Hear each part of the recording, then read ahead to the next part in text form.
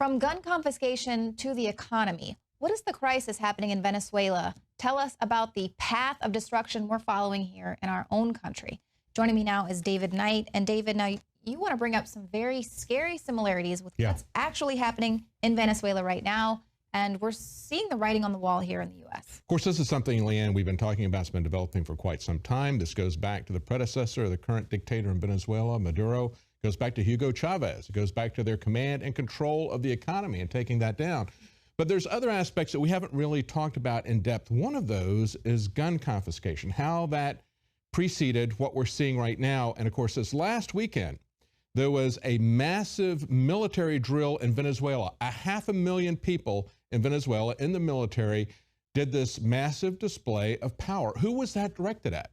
Now, of course, the president of Venezuela said that was directed at the United States that wants to invade his country. And this is a familiar meme that we've seen time and again. Yes, the CIA has overthrown governments. We've talked about that many times here at InfoWars.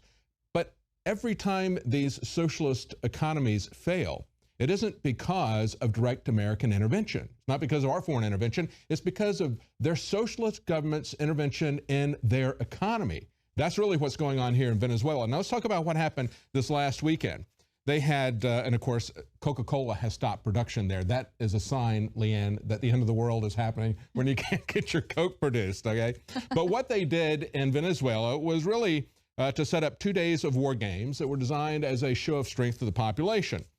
And this is something that a fellow who grew up and was born in Venezuela, now is teaching in London, says that the stakes have become very high for government officials because they realize that as upset as the people in Venezuela are, it's going to be a matter of life and death for them, as well as the people in Venezuela are seeing that this is a matter of life and death for the ordinary people in Venezuela because they can't get food, they can't get medicine, they're dying in the hospital. So we'll briefly review that for you. But first of all, what happened this weekend? Well, we had more than 500,000 servicemen and women, reservists, militia deployed alongside anti-riot displays and Russian-made jets on the streets in a hastily convened show of strength. Now, why is this happening? Well, because there's a few possible ways that this could play out. There could be a recall election, and they raised 1.8 million signatures to start a recall election because they're very unhappy with the government there. And after they did a 60-day moratorium on that, and his response was to come down hard against the people who were trying to do that. He declared a 60-day state of emergency once they delivered 1.8 million petitions. How many do they need? Well, in a country of only 30 million people, they need 4 million petitions to have a democratic process, to have a recall election. And of course, they're playing all kinds of games. At first, they refused to even deliver the ballots to the people who were trying to get these petitions signed. Then they threatened, as they started going door to door to get the petition signed, they threatened anyone who was employed by the Venezuelan government, and that's most of the people who have jobs because it's a socialist country. They threatened them that they would lose their jobs if they signed this petition. So they're really doubling down. They're really playing hardball, and that wasn't enough. Now he brings up the threat of a military dictatorship. But the question is, can he control the military, or will there be a coup d'etat? He doesn't have the kind of military connections or the charisma that Hugo Chavez did, who was part of a military dictatorship. So the question is, will they be able to do that, or is it going to descend into total anarchy and rioting on the streets? And of course, we've already seen how you've got empty shelves, you've got doctors who are testifying about what happens. Listen to this report from the BBC. They said, they showed me wards that are crammed full of patients without basic medical equipment. I spoke to patient after patient whose operations could only proceed after they themselves had bought the appropriate medical supplies like splints, dressings, antibiotics. I spoke to parents of a baby severely ill with acute respiratory complications. They had to dig deep into their own pockets for an ill-fitting mask and a respirator to keep them alive. And then they talked to a doctor who says, our patients are dying in the hospitals. I've had to pay for their own supplies myself, and like 40% of the other doctors here, I'm reluctantly about to leave the country. But look at what happened 4 years ago as this began. Even before Hugo Chavez died and left office, they began to confiscate weapons. And we were told at the time, we've seen clips. Let's play this short clip from the NRA. I emigrated from Venezuela, one of the most dangerous countries in the world today. A few years ago, the government came for our guns. We were told we would be safer without them. Of course, the politicians, the rich and famous, their bodyguards and criminals, they still have their guns. They would do anything for the Second Amendment freedom that we enjoy as Americans. Okay, now that's a clip from the NRA, somebody who lived in Venezuela. And it's important to understand that the policies of gun confiscation lead to us not being able to protect ourselves against crime. But you need to understand, as we pointed out at InfoWars just last November, that even the police can't protect themselves from crime. This story, murdered for their guns, Venezuela's police are now the victims of crime. Officers are being killed for their weapons, for their motorbikes, even for their mobile phones. They said 252 security officers have been killed last year from January to October, mainly so they could get their guns. See, this is something that police officers in the United States understand, that they are safer when the citizenry has guns. Because if it's outlawed, as they did in Venezuela, then they are going to be hunted and killed for their guns, just like they are in Venezuela. And this went back back to 2012, but by 2014, they had actually set up disarmament centers. Now, we joke about gun-free zones being victim disarmament centers. No, these were literal disarmament centers. And this bankrupt country spent $47 million to set up these disarmament centers. And this is what it's truly about, folks. This is not even about crime. It's not about people being able to protect themselves against drug cartels and common criminals on the street. It's about a tool of social control. As they were rolling this out, listen to these quotes from Maduro at the time. He said, "Let us chase after the dream, after the utopia of Venezuela and peace. Disarmament must come from the conscience of the youth." Doesn't that sound like something that Rahm Emanuel has said? Mm-hmm. All right, now let's talk about why the left won't apologize for this catastrophe. Because we've seen Bernie Sanders talk about how wonderful Nicaragua was. We've seen the clips played from 30 years ago. And when he was called on that, he comes out and says, well, I was talking about it in the context of health care and a general spirit of reform and so forth and so on. He was criticized by, of all people, by Hillary Clinton. She said, you know, if the values that you oppress people, you disappear people, you imprison people, you kill people for expressing their opinions, for expressing freedom of speech, that's not the kind of revolution of values that I ever want to see anywhere. Hillary Clinton said that.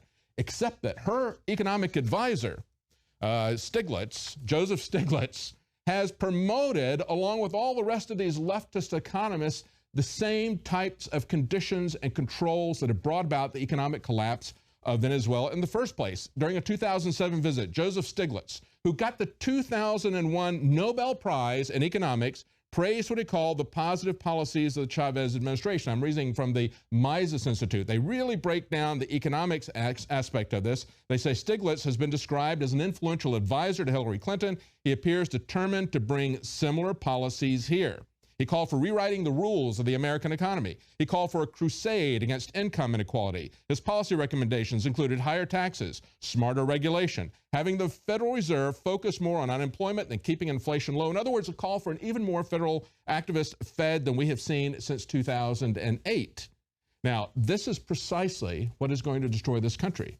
It's not going to be the interference of a foreign country, although we see in Venezuela, we see the Russians siding with the Venezuelan people and the Pope, because it's about income equality. Yeah, they've got equality. They've got absolutely nothing. And if we go back and we look at what's happening across the rest of Central and Southern America, we see that basically Venezuela is collapsing. A lot of people say, well, it's a collapse in oil. No, you've got a collapse in these other economies as well. In Bolivia, in Brazil, places that are based on socialism are collapsing.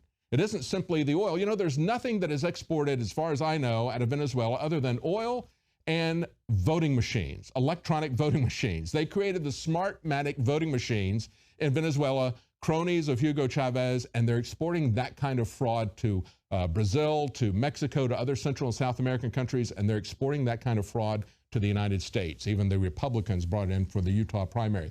Right. This is where it's all headed. Economic collapse from a centralized interventionist economy, gun confiscation so they can control the population, and it all falls back to their economic policies. That's why we have to be concerned about the massive embrace of socialism by the population here. Right, and if it is working, then they're going to flood the country with illegal immigrants to tear it down as well. Thank you so much, David. We'll have to keep our eye on what's going on in Venezuela.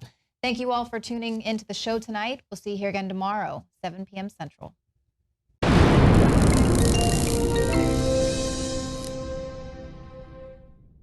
Get Brain Force at 25% off for a limited time at InfoWarsLife.com. Ladies and gentlemen, I've been on this the last few months. You probably noticed I've been more crazed, more focused, less brain fog, more energy, more special reports, and it's because of Brain Force. One of the worst things with most energy products is it's not sustainable, right? You're gonna crash afterwards. And the cool thing about this is it's not just a bunch of energy compounds that are gonna fire your brain up to a higher RPM or whatever, which it does do. This is sustainable. This isn't going to spike and you're gonna collapse and you're gonna feel really bad afterwards. This has a bunch of different antioxidants and compounds and polyphenols. Everybody's on these drugs to knock their brain out because the brain's so fried. We're looking at the television screen for research purposes or whatever we've been doing, trying to learn something, or staring at the computer all day, working, doing good. You're still damaging your brain. You will find Brain Force and other game-changing products at InfoWarsLife.com or call 888-253-3139. Get Brain Force at 25% off for a limited time at InfoWarsLife.com. And we thank you for your support.